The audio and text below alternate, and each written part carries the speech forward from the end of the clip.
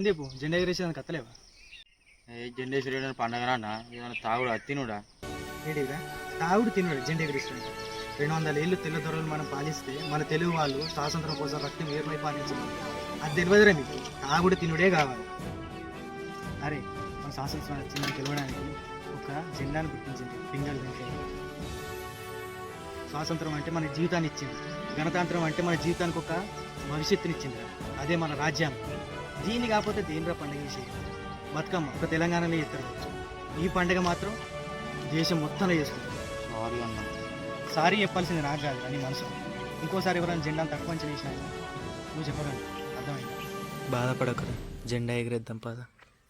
మేమే ఇండియన్స్, అరే మేమే ఇండియన్, మేమే ఇండియన్స్, మేమే